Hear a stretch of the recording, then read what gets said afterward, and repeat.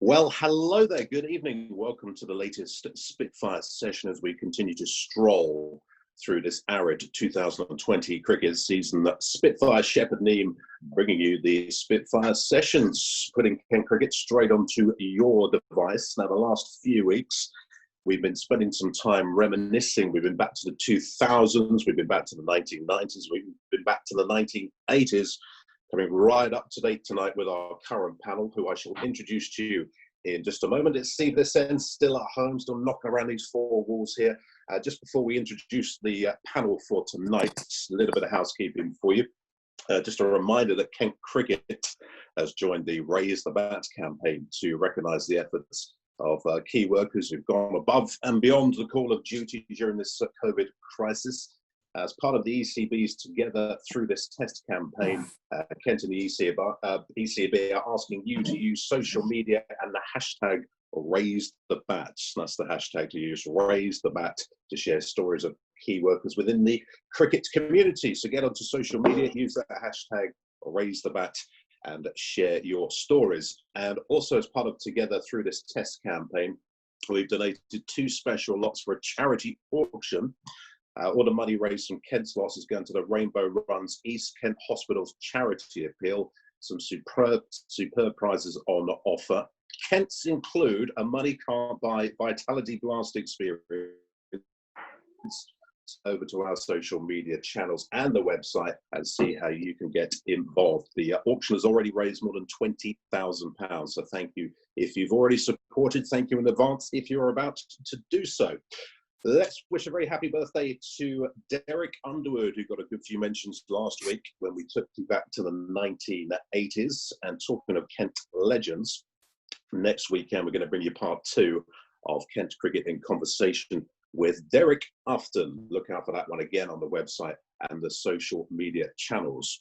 I think you know by now that these Spitfire sessions are brought to you with Spitfire Shepherd Neame, our principal partners, and Shepherd Neame have recently announced that Spitfire Lager is now available in a mini keg for you to enjoy at home. Oh, we'll have some of this. It's cool, refreshing, and thirst-quenching. It's the perfect beverage to sit back, relax, and watch these Spitfire sessions. So get over to the Shepherd Neame website. Their online shop is there. More details, and you can get a mini keg at home of Spitfire. We've had loads of questions sent over tonight. It's a record number of questions. Our panel will select their star question in due course. Sender of that question will win a prize kindly donated by Shepherd Neame. So stay tuned. If you've been getting in touch in advance, you may well be winning a prize. We're on Facebook Live tonight. We're on Zoom. You can send your questions while we are talking during this webinar. Repeat that word.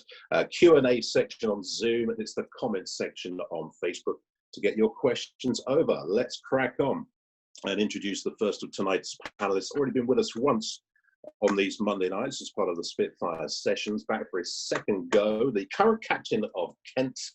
Let's give you a reminder of some of the stats here. Almost 6,500 runs, 260 catches in 218 matches.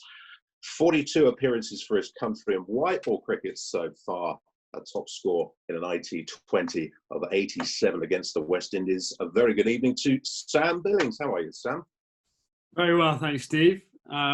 Welcome to everyone, and good to be back on here. So your hair's grown a little bit since last time. Let's welcome for the first time to these Spitfire sessions Kent's latest England Test cricketer, who made his debut during the winter. The 22-year-old opener has played 74 matches for Kent so far, over 3,000 runs.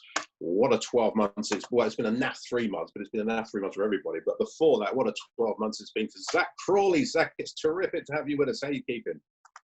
Very well, thank you, Steve. How are you? I'm okay, thank you. I'm fine. I'm not. I'm bored of these walls here, but I've got a good call. Thank you very much. Back for a second session tonight is Joe Denley. Over 16,000 runs for Kent so far.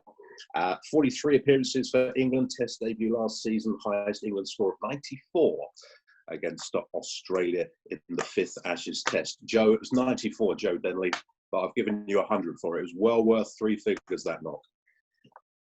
Cheers, Steve. Thanks very much, mate. Not often at your stump for words. And to complete the panel tonight is Kent's head coach, appointed in 2017. I think it's longer than that. Matt Walker, after a terrific playing career for Kent, of course, nearly 17,000 runs across all the formats, and unbeaten 275 against Somerset in 1996, which remains Kent's highest first-class individual score at the Spitfire grounds of Lawrence. Good evening, Matt Walker. Evening, Steve. Evening, everybody. How are you, mate? Yeah, we're good. 1996. I actually remember watching some of that innings, unbelievable. 24 years ago. Long time ago. It's unbelievable someone hasn't beaten it yet. Exactly. Just before we... Flat wickets. Zach would have been born, wouldn't he? Zach would not have been born. Depressing. Just before we get into the first question here, Zach, we've got a request of you. Joanna Lenham has been in touch and said that her son Thomas turns 15 today. And he's a huge fan of Zach Crawley. This is the start of the fan club. Here it is. Is there any possibility of Zach wishing Thomas, 15 today, Thomas Lenham, a happy birthday? Off you go, Zach. Well, very happy birthday, Thomas. Hope you've had a good chance to celebrate in lockdown. And I think your parents owe you a very big sweet 16, that's for sure, next year. So just get those invites out and have a massive party next year instead of the lockdown one this year. Happy birthday. Absolutely. Perhaps you could get him a card, Zach, and a present as well and send it along. Absolutely. Be a nice little touch, that. Lawrence has sent in the first of the questions we're going to get stuck into tonight. It's how have all of you, the three players and the coach on the panel here, remained motivated during this lockdown? I'm going to start with you, Matt Walker, if I can, please. Talk about motivation. I suppose it's your job probably to remain motivated yourself, but to motivate others. So how have you been coping during this period of nothing much going on? It's been a bit of a battle, I think, for quite a lot of us, really. I think it's difficult. We haven't had there's been no light at the end of the tunnel at any stage. I think that's the hardest bit. There's been no target.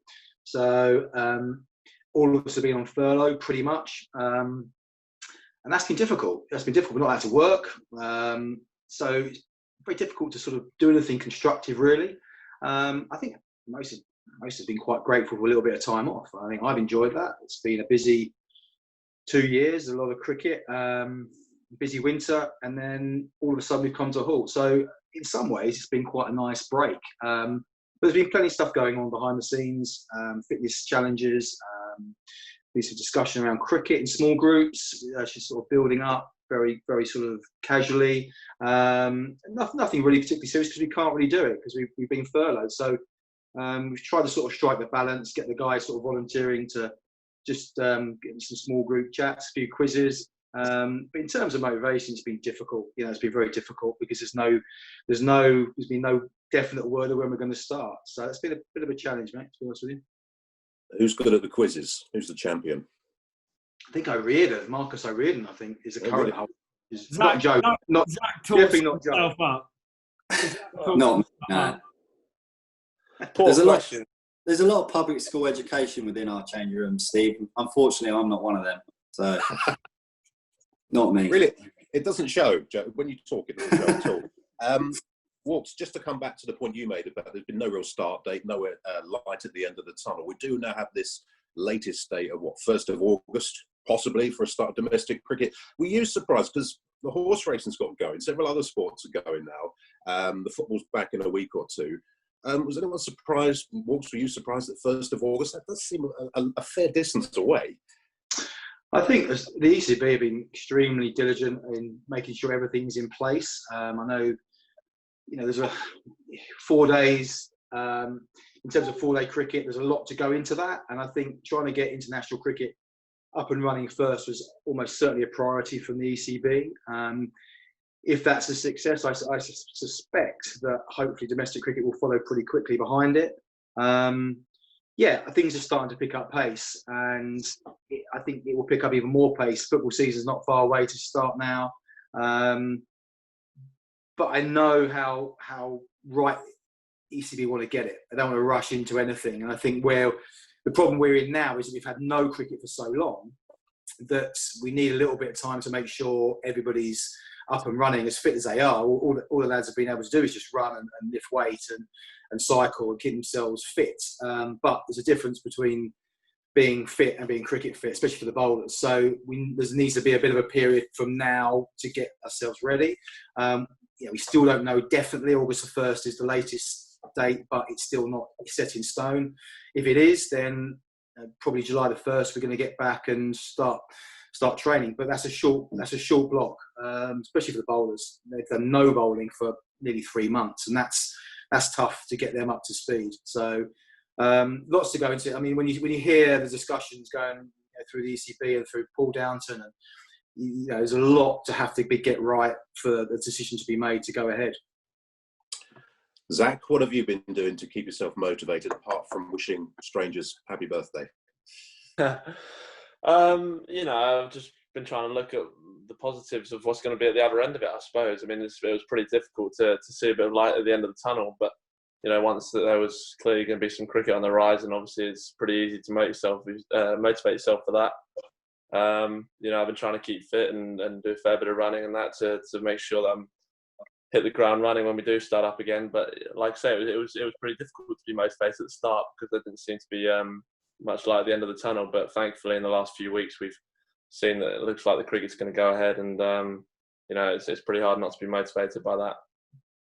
Any extra frustration for you, Zach, because of where you were with your international careers, or just beginning to get going, all very exciting, and then there's this pause been put on it? Yeah, absolutely. I mean, it had been a shame to leave any test tour early, but to be in decent form and to leave it early was it was quite frustrating, but it was definitely the right decision to come home. As we saw, it escalated very quickly after that, didn't it? So it was no qualms from me about heading home early. It was the right decision, and hopefully get another shot at it and find some decent form again. It's quite rare these days. Joe, I think when you were with us a few weeks ago, we probably put this question to you, but you better remind us, or maybe you could update us on what you've been doing in the last few weeks to keep yourself fresh. Yeah, well, similar to these guys, I suppose, is we've got our fitness programs to follow. Again, similar, I did struggle early on, no doubt about that. Who knew parenting was so hard? You spend all this time away playing cricket and miss your kids growing up, and then when you get the chance to spend some time with them, you realise it's a pretty tough job. So I can't wait to get back to start playing cricket again. Has your missus been giving you any needle then? Well, she's all right. She's a good wife. She's a good mother. So no, I'm lucky there. As if you could say anything else. Bilbo, I think we also asked you this a couple of weeks ago when you were with us, but any updates on your motivation during this spell? Not really. I think actually it's our job kind of as senior players that we've been talking about as a group to be kind of supportive of each other throughout this period. And there's definitely some guys that have struggled more than others. I think actually the three of us here, we're very lucky that we've got the England stuff to focus on. So actually motivation isn't ever really an issue for us three. It's more, I suppose, some of the other guys, and also the interesting thing for me, kind of talking to most of the guys, is that actually the guys at the beginning of their careers have struggled with this break a lot more than the older guys. The experience and certainly the amount of years that you tot up in a row, it does take its toll. So it could actually be a hugely positive thing. And for me personally, after what I missed 4 or 5 months of the year last year, I definitely have dealt with this situation far better from going through that experience of missing cricket anyway. So it's basically a normal summer for me the last 2 years. So it's been a really good, as Zach said, it's been a really good time to actually look at some areas that you as an individual and also as a team, how we can move forward and do a bit of kind of homework behind the scenes and start to look into those things. So there have been positives out of it. It's just great that we're now moving towards more cricket down the line. It's interesting that you say what happened to you last season, missing so much of it, has probably helped you deal with this better, because there's another question sent in advance. I don't have it in front of me here, but saying, was it an extra frustration for you having been out for so long last year? in terms of my viewpoint with it, I can't do anything about it. Both situations are totally out of my control. So that is something that, yeah, I've learned the hard way, but it's kind of the right mindset to have, is actually control on. And we're big as a group, actually, that we need to do what we need to do to be ready, and focus on what we can control in this essence. So that has definitely been a huge kind of coping strategy for me. And like I said, it's just been a learning curve. Now, two questions here which are on the same theme. One sent in by Emma and one sent in by Ian, and they're both aimed at you, Zach. Zach, Ian says, in the last session Joe was on, he mentioned that presenting you with your international cap was one of the proudest moments of his career, full stop. And how does that make you feel when you hear something like that? How good for you was it on your international debut to have one of your club mates around? No, it was very special, to be honest. I was talking to Dom Sibley, actually, because he made his Test debut the week before. And he had, while it's great to have it from, one of the Sky commentators to do it, but they don't really know you. He said it would be nice to have someone who he knew him well, and to speak about what it meant for him to receive his cap. And then, a week later, I was getting it from Joe. So it was, I wasn't expecting it, to be honest. I was expecting it from one of the Sky pundits, like they usually do. But Keezy, Keezy wasn't there, unfortunately. That'd have been a bit better than Joe, unfortunately. But no, but it was very special, and he spoke very well, and obviously it's the pinnacle of my career so far, so it meant a lot that the whole thing went quite well, and I think Joe was pretty pleased with it as well in the end. But no, it was brilliant. Oh, Joe was made up with it. Yeah, you made up with it, Joe. So a couple of weeks ago. Yeah, considering I had a sleepless night thinking about it, I think it went pretty well. How was it, Joe, to have done that and then just be told that you would have preferred it if you were Rob Key? Well, no surprises there. We all know what he's like with Rob Key. Bless him. This is goddad, isn't it? So he's got. I was follow-up question, Zach, on this same theme. Emma's question directly is, how did you feel about making your England debut? Pretty rapt, I should think. Yeah, no, I was very pleased. Obviously, I was extremely nervous. That was probably took over from the excitement for most of that. I didn't much sleep before, but certainly when I look back on it, I come home. I tried to really enjoy it. It was a dull game, wasn't it? And I almost got run out for naught, and then managed to nick 1-1. But other than that, it was a blinding game. But no, I loved it, even though it didn't go the way I wanted it to go. I loved it, and it was something that obviously I'd wanted for a number of years before that, and to finally come was a great day. A terrific answer. Shame we only heard half of it. As the coach, Matt Walker, how proud are you when you're watching someone like Zach making his debut? Probably from your living room, I should think.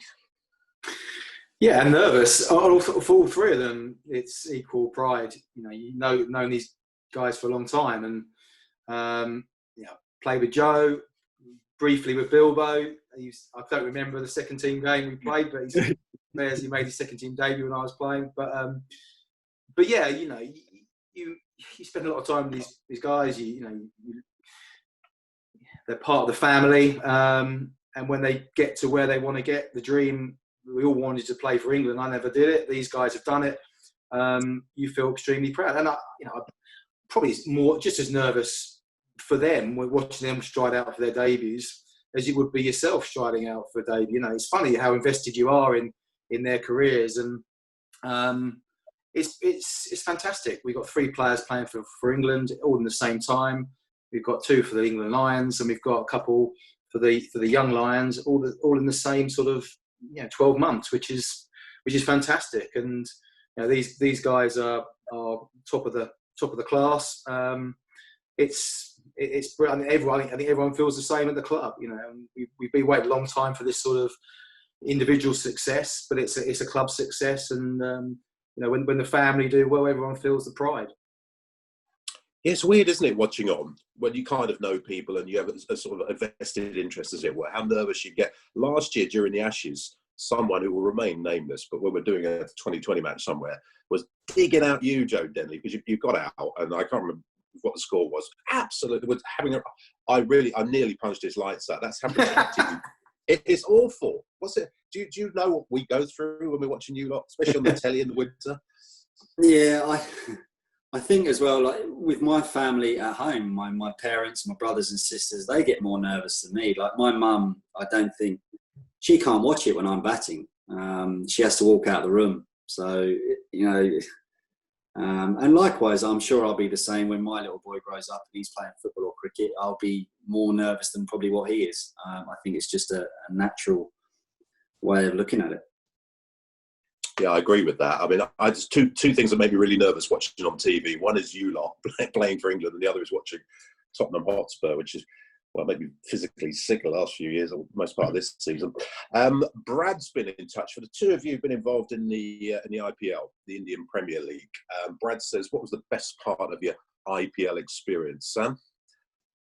Winning it. Good start. Yeah, I mean, I was very lucky. The last 2 years that I was involved at Chennai, we won and became runners-up in the last year. So in terms of that organisation, I played 4 years. Those last 2 years were two of the most kind of enjoyable campaigns in terms of a franchise tournament I've ever been involved in. And just being around the players and having the opportunity to learn off the players in that team was incredible. Dhoni, for one, in terms of a role, for me as keeper, batsman, and captain as well, if you can't learn from him, then you've wasted an opportunity. So that was kind of my biggest highlight, playing with one of my heroes and winning it for me. Joe, for you, IPL experience? Yeah, slightly different. Obviously, Bilbo's played a lot more than me, and you know, I had that one winter at the IPL, and I only played the one game. It wasn't a very memorable game for myself, but I think just experiencing it, I suppose you get a much better understanding of the passion of the Indian cricket following out there. And you know, I was lucky enough to have Eden Gardens as my home ground at Calcutta Knight Riders, and every home game was just absolutely incredible. It was a sellout every time. The noise was remarkable.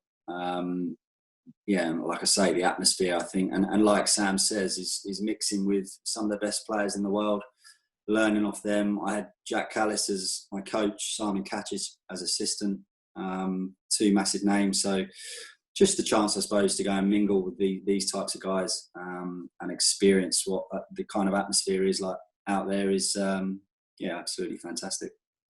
What about? Sorry, can I answer this as well? What about Big Bash versus IPL?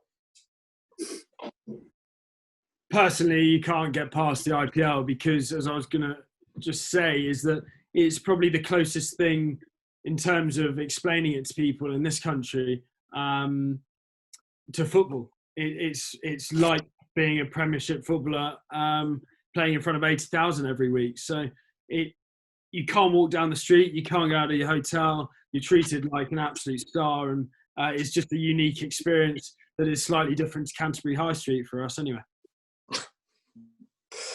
I've got a question sent in here by Keith, who says, golf is one of the sports that we've been able to return to quickly, and the old golf courses are open again, aren't they? And knowing that quite a few of the squad and staff play, does playing a second sport, especially if you can play at the moment, like golf, help the players? And if so, how? So I don't know who's gone round for a bit of golf. Sam Billy's gone for a round now by the looks of it. Who's a golfer on this panel apart from Sam Billy? You are, Zach, I'm sure you are. Yeah, I love my golf. Yeah, I think I'm trying to think if there's a better player on the staff.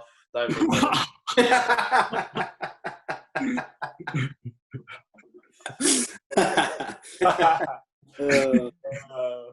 Bilbo's got to be better than you. He owns a golf course. Well, he should be. He owns a golf course. You're right, but he's not. Does he work? He hits the ball further than me, to be fair. I do, yeah. I'm shocking at golf.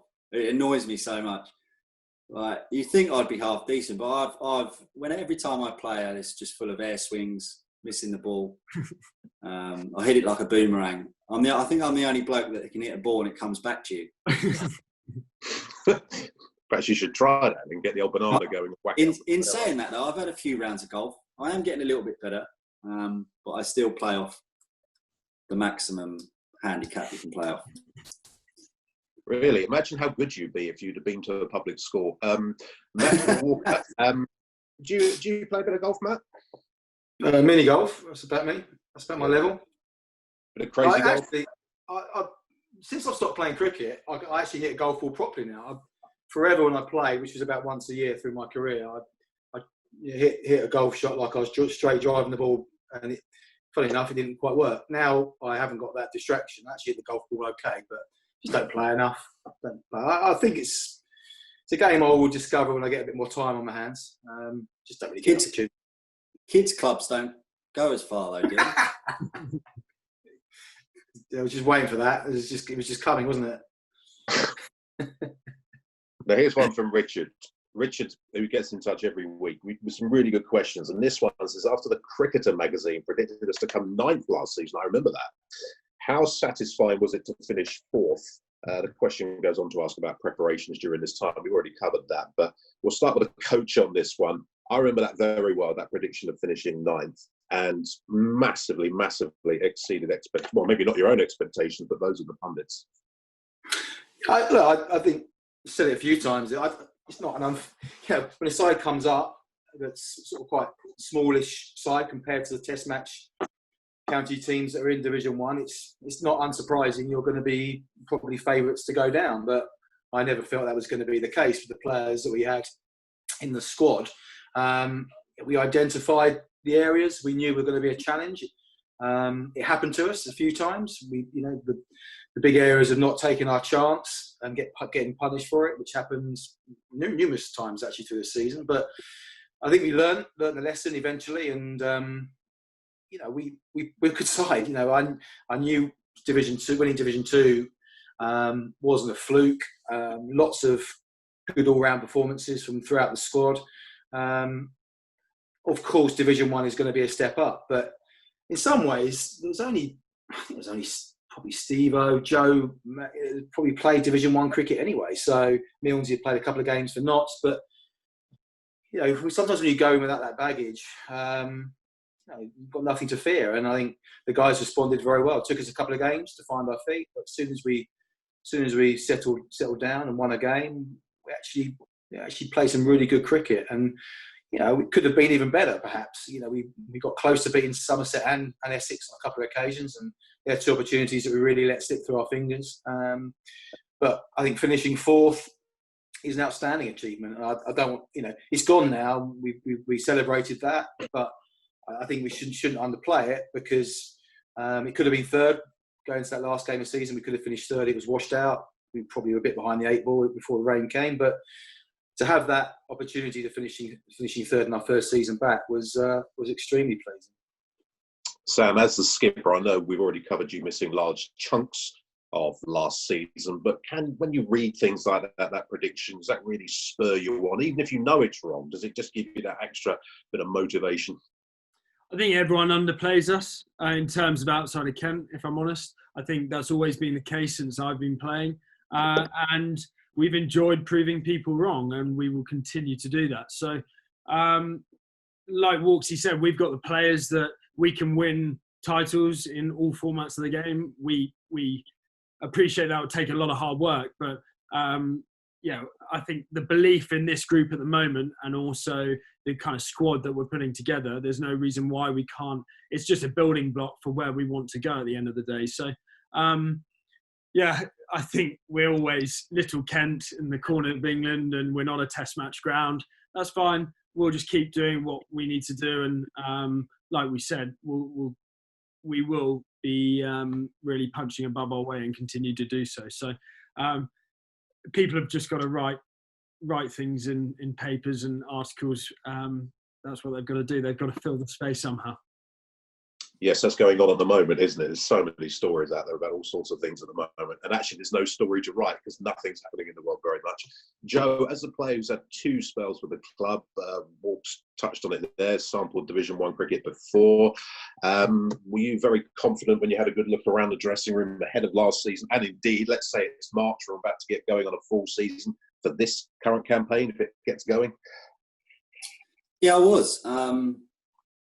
And mainly because I think what we've built up sort of off the field. There's a lot of hard work that goes into preparing for a season, led by Walks and Bilbo, and creating a culture that enables lads to go on and play a positive brand of cricket that we want to play, and all sort of, I suppose,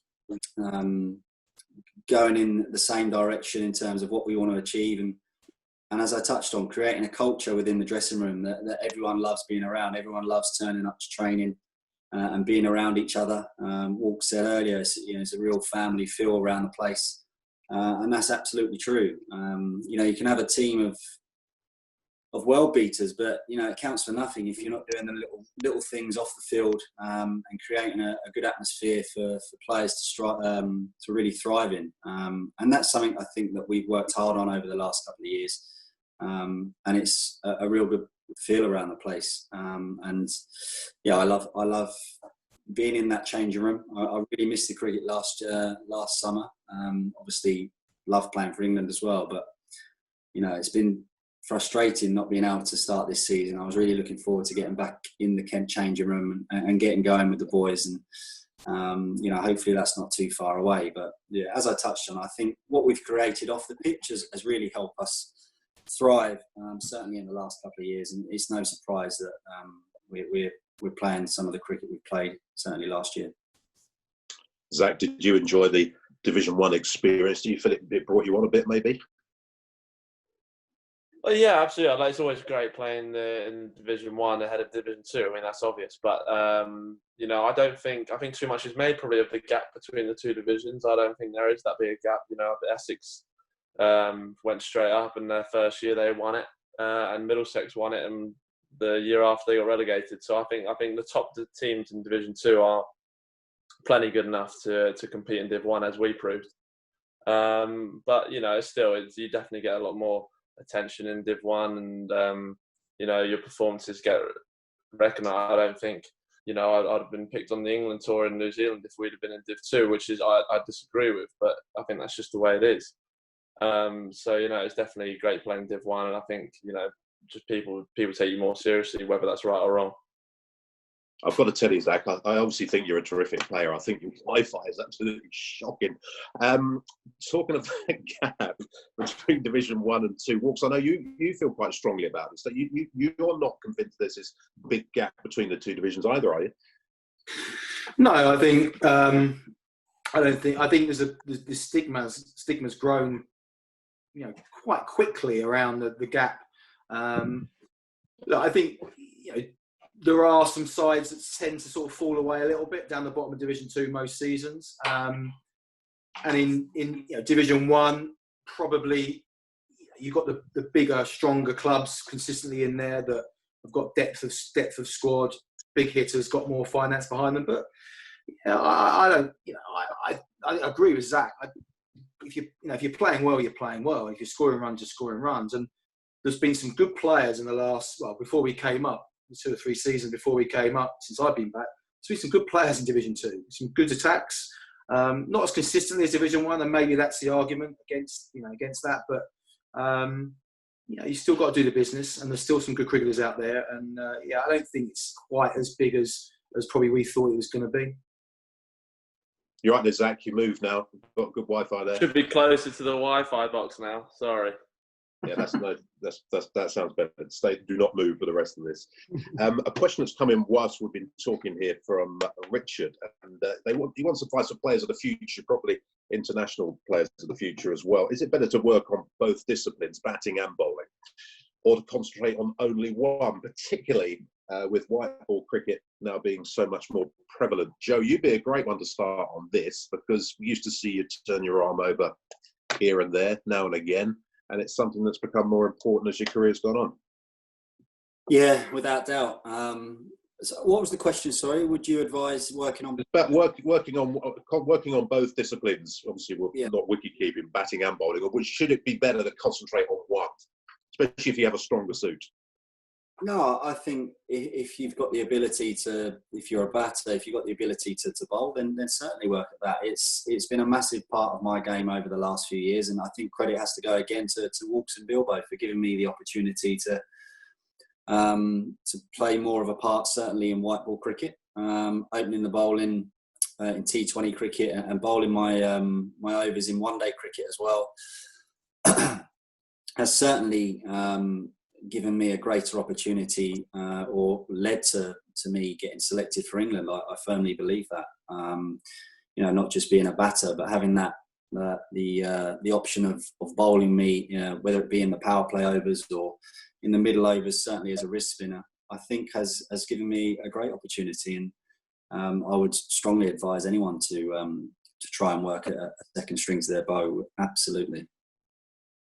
Zach, any thoughts in the future, maybe of turning your arm over a bit? Yeah, I bowl a few offies these days, but they're not very good. No, but I'd be slightly different from Joe. He's quite a natural athlete in that regard, where things kind of come easy to him. Whereas to me, the bowling never really came that easily to me. So I was always, if I had the chance, I'd never. If I had an extra half an hour, I'd always do extra batting.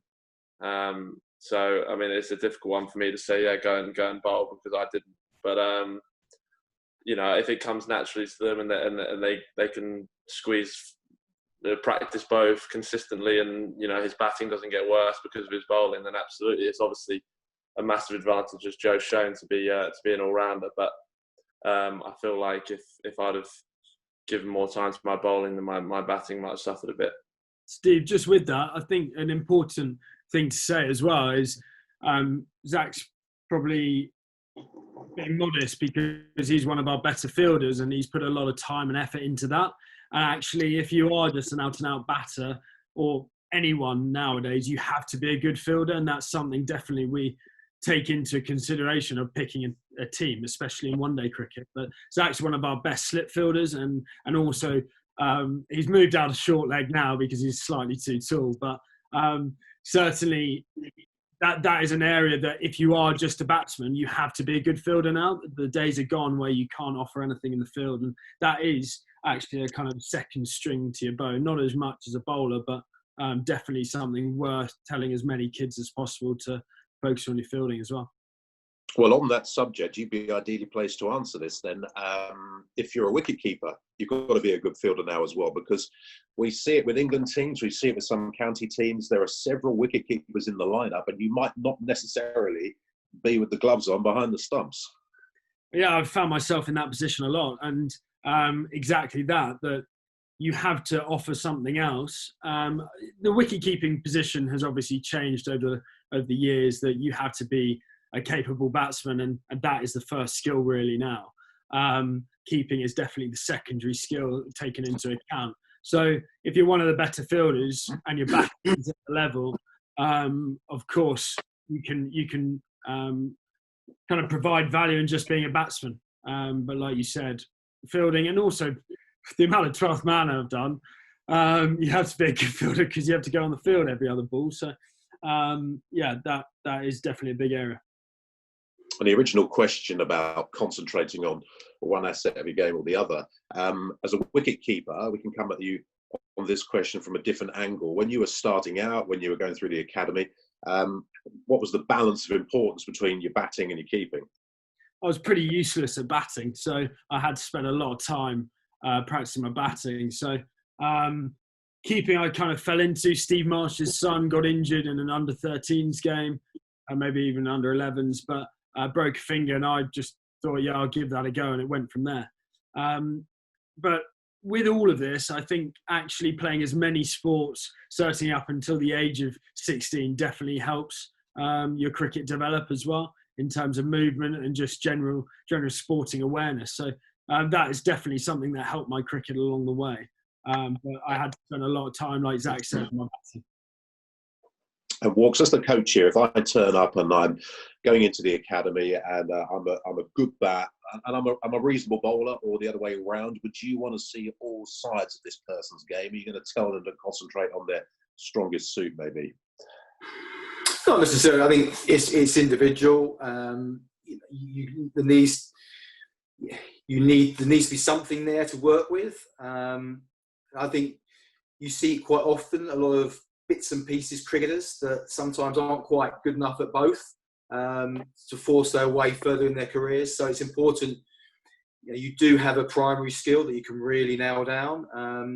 There's not that many genuine all-rounders out there these days, and that's why, because it's hard to balance both. It's a hell of a gig, being a genuine all-rounder, especially a seamer. You've got Stokes. What he's doing at the moment is unbelievable, and not only that, he's probably the best fielder in the team as well. So, but they're few and far between. So, yeah, I think what happens generally probably is players do have a stronger suit and then develop the second one gradually as they move through their careers. And I think if you see something, absolutely, you would definitely encourage it. You look in Joe's case, it absolutely helps. It helps our selection if it's a 50-50 call. In team selection, of course, the one that can just add a bit more and with the ball. And I totally agree with Bilbo. Now, this is where the game has changed dramatically. Is the fielding? Everyone has to be able to field now. You could probably just about carry one in the field that's not particularly agile, but any more than that, you wouldn't want to do that. And we definitely try and make sure that the fielding is pushed as hard as it can be these days, because it wins you games of cricket. It absolutely wins you games of cricket. And Zach showed, as Bilbo touched on, put his hand up to be in the slips a couple of years ago, and now he's catching absolute worldies for England. And this is what happens, when you put your mind to something. But there's got to be something there. There's no point flogging a dead horse, so to speak. If someone can't, straight away, he's not going to be a bowler, then why would you waste your time on that? But if someone shows a bit of ability, for sure, for sure. No room for the bits and pieces cricketer anymore. Then certainly one who's not that great in the field. No. It depends. Yeah, there can be handy cricketers in one-day cricket, but you don't want to fall into that trap by not being quite good enough at either. And you don't want to be that sort of player that bats 8 and maybe bowls. There's not. Then that you end up out of the team quite quickly. So it needs to be. You need to be pretty nailed down on at least one of those areas, I think. Now, I'm going to move on to the next question, which came in from Gary. It's aimed at you, first of all, Zach. And it says here, being the most recent player on the panel to come through the ranks of local cricket, how did this help develop you, and how important is it to maintain the structure for future generations? We're talking Kent League here and maybe some of the leagues below. How important for you was the local club cricket as a young lad and a bit older? Well, it's always great to play adult cricket when you're young. You develop very quickly when you're thrown into the deep end to play with adults. I personally, to be honest, didn't play that much league cricket. We had to play for my school on a Saturday for most of the summer, and then I'd play, back half of the league for Sevenoaks Vine. But to be honest with you, if you ask them how I did for the Vine, I barely scored a run for Sevenoaks for years. So it was, I didn't. It's a tricky one. I don't feel like actually. That's where my main development was. I feel like it was in the academy, in the nets here was where I developed my most in those teenage years. And then obviously you can put it into practice and games and that. But if I had to put down one thing that's the most important, it was hours in the indoor school on the academy with coaches like Walsh came down, and I had Simon Willis, who was a very good coach as well. And that would be the main area where I improved through those teenage years. But I think everyone would be different on that.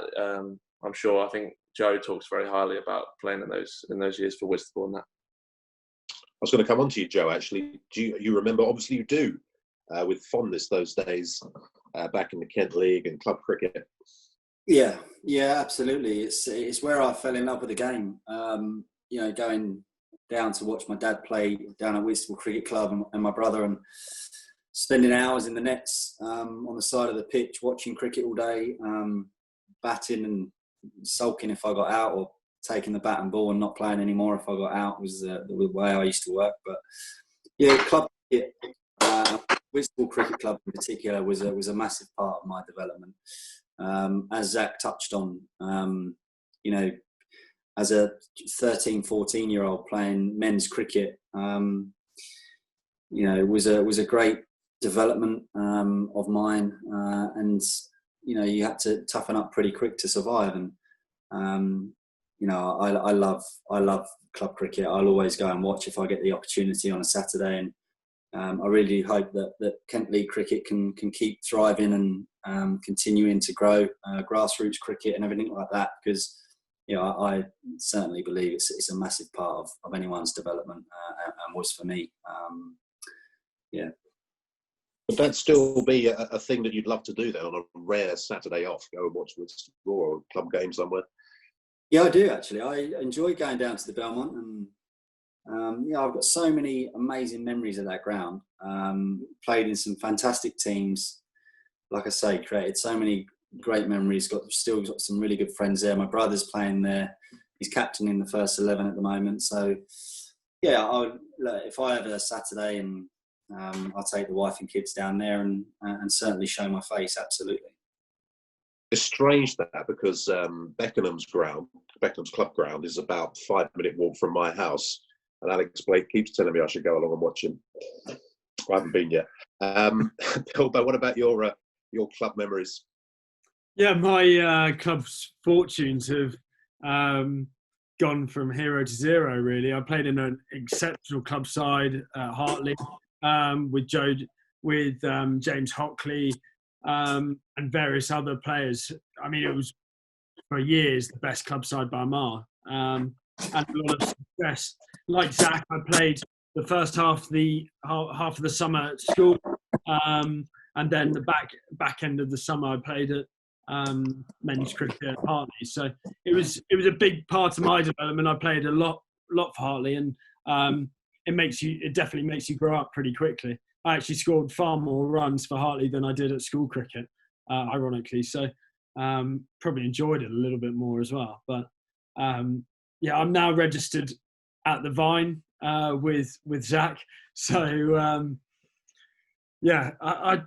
not really that keen to go and play, if I'm honest, because you just get absolutely abused and you don't want to take off. So I will. We've got some really good friends, mutual friends down there, and like Joe said, it's a great social scene. So it'd be good to go down and watch some cricket down there. If you had a spare Saturday, Sam, would you go and watch a club game? Every now and then. I'm not as religious as Joe. He'll go every spare weekend, but here or there, especially if Hartley were playing at home. I used to go up there. It's only about 5 minutes from my parents' house. So I haven't had the opportunity in the last few years. We'll have to wait and see if that opportunity arises. And Walks, what about your memories of club cricket? And you're probably in a good position to give us an answer on the strengths of it then as against now. Well, I haven't played for a while, Steve. That is for sure. Look, when I played, it was good. It was a good standard. Wickets were good. My club was Gravesend, who are no longer anywhere near the Premiership, unfortunately. But good ground, quick outfield, hard wicket. Great place to grow up, and it was tough. It was tough cricket. You get a bit of stick, but it was played hard. It was very social. I think you learned a lot in the bar as much as you did on the field, which was great. There's some good senior figures around, and you did. You learned a lot. You learned how to grow up, playing in that side as a youngster, and there's some intimidating figures, both playing for you and against you. And it was a great development for me. Learned a lot, and then moving on from that, you second team cricket at sort of 15, 16, and second team cricket was hard. You played in the summer holidays, you got opportunity to get a call to play a few games, and it was a tough baptism, but it was again quite a steep stepping stone, which really you had to pretty much fight pretty quickly, and it was a sink or swim, and you sunk a couple of times, but you found your way eventually, and I think that was just as important education at a young age to really sort of experience that sort of cricket. I don't know what it's like now particularly. I mean, we keep quite a close eye on it in terms of the scores that are coming in, and a few scouts out there keeping an eye on it for us. I think it's lost its soul a little bit in some ways. I think it's become a different animal to what it was when I played, and that's understandable. Life's very different now. Life, I think, feels like a lot busier for people. There's a lot of player movement. The Premier League wasn't around when I played at the start. It was one division, and I think it was a very different place to be. You know, you knew who you're playing against week in, week out. It was tough, but the arguments were sorted out in the bar afterwards. You built good friendships. You played for the same team pretty much for years. And there was a real sort of social element to it, which was why I played league cricket, really. I didn't really play it to necessarily go out the way to develop. It happened naturally, but I played it because I enjoyed it. And when I went back, when I was playing, you know, at Kent on the Saturday, I went back because I enjoyed it and I played with mates. And get the feeling that may have been lost a little bit now. Seems a little bit more sort of, I don't know, a bit more ruthless now, with a bit more player movement going on, sides getting relegated, players moving on from that one team, and just a sort of vicious circle going around. So, look, I'd like Joe's touched on it. We want it to be a strong division. We want players to come out of King League cricket into our hands, and rather than just going through the academy, it's important there is a development through that. We haven't seen it yet. That's not to say it won't happen, but we hope that there's a strong Kent League for years that players will develop and grow up in.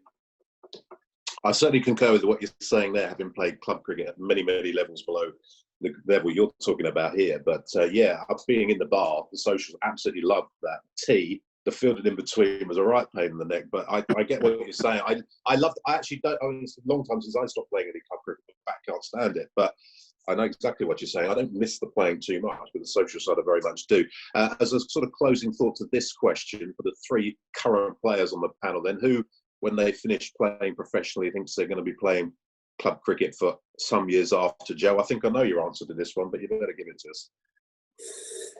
Well, let's see. That's a different question. I'm not sure. I don't know.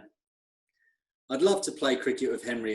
You know, if he takes up cricket, that is. He doesn't seem to have any interest in it at the moment. But he's only 4, bless him. So yeah, I'm not sure. I'd love to, I suppose, give back something to certainly Whitstable Cricket Club, whether that be coaching or playing capacity. That would be, you know, lovely just to give something back, I suppose. Zach, this is a long, long, long way off for you, but do you reckon in 20 years or so, you might be back playing a bit of club cricket? I don't know, to be honest. I mean, I hope so. Hopefully I still love the game like I do now, but well, I'd have to really enjoy it to be playing at 42, I reckon. But I don't know. Maybe we'll see. We'll see how the Vine do and what division they're in. I'll throw one name at you, Darren Stevens, 42. He'd love to be. Sam Billings, what, you going to play a bit of club cricket when you're finished? I think is if I get permission from the missus. To be fair, you miss it enough through professional cricket and family time. It depends on the family. I think your priorities change over time. So I'm gonna go with a safe answer and say we'll have to wait and see. We'll pull those splinters out of you where you've been sitting on the fence when we finished here. Just before we move on to this star question of tonight, a very quick question here from Matteo. So if there's any concerns, if you need to play behind closed doors at some stage, that looks extremely likely. We mentioned earlier that some sports are back. There are no spectators. It all feels a bit weird. For the two of you particularly, you mentioned the IPL. Sam, perhaps you want to start on this, playing in front of no one, basically. It is what it is at the moment, unfortunately. All three of us want to be playing for England, and especially in the next month or so, there won't be any fans there.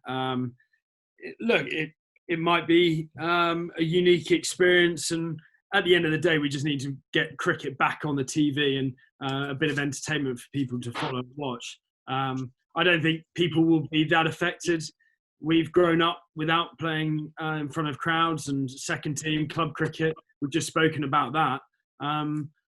You're just going to have to get on with it and play well. So, there's not much more to say. It's out of our control, and you just kind of get on with it. All right, let's move on to tonight's star question. Then, thank you, Colin, who sent this one in. Wins the prize courtesy of Spitfire, wins some Shepherd Neem. And on that theme, Colin says, if you could invite anyone in the world down to your local Shepherd Neem pub for a pint of Spitfire ale and a chat, who would you choose? And it doesn't have to be someone from the world of cricket. And I've been directed very heavily, Joe, to start with you on this one. Have you really? I have. Wow. Mine would probably be Ricky Gervais. Just absolute comedy gold. I love everything he does.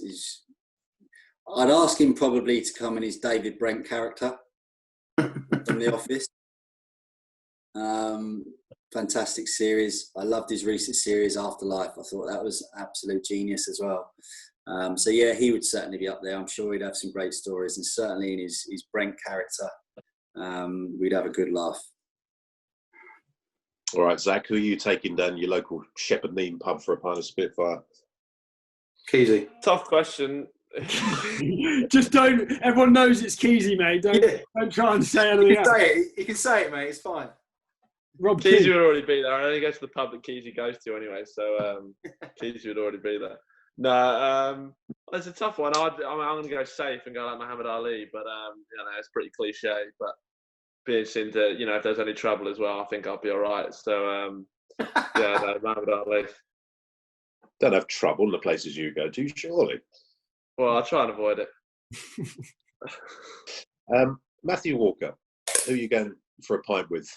I'm going for a pint with the great Mick Jagger. That's he can bring his guitar as well. There's a bit of me, some great stories. Sing us a song and a few jars. Perfect night. Yeah, and he might bring his current girlfriend with him. Would probably be about 23. Probably be younger than Zach actually. she would probably go and drink. Sam, who are you going down the pub with? I've been absolutely obsessed with The Last Dance on Netflix at the moment, so I'd love to pick Michael Jordan's brand. So absolute amazing series. I've loved every minute of it, and I think he's pretty incredible bloke to talk to, especially after basketball as well, what he's created with the Jordan brand as well, and various other things. So yeah, very interesting bloke. What's that called? The Last Dance. If you haven't watched it, Steve, leave this chat now. I'm going to because time's up and dinner's ready, so I'm going to put it like that. The other thing I've got to do is work Netflix as well. There's no chance of that. Guys, our time is up. Thank you very much for joining us on this latest Spitfire session. There's going to be another one next Monday. Keep your eyes on the Kent website and on the Kent social channels for more details. But in the meantime, Zach Crawley, thank you very much for being with us, and thank you for moving rooms halfway through as well. It worked a lovely trick, that. Oh, thanks. Sorry about that. Yeah, no, thanks for having me. It was a pleasure. Matt Walker, thank you very much for being here on a Monday evening. It's a pleasure. Hopefully see you soon, Steve. Hopefully. And for the second time, a big thank you to Kent's captain, Sam Billings. We'll be seeing you hopefully in the middle sometime soonish. Darnell. Absolutely, Steve. Thanks a lot for having us.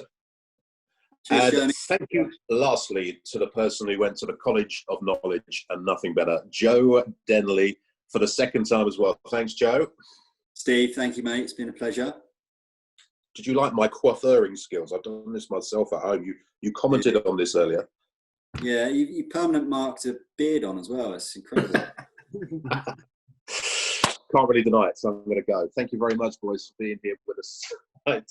And we'll have another session next week for you, next Monday. Eyes on the Kent website and also on the Kent social channels for more details. We'll see you next Monday.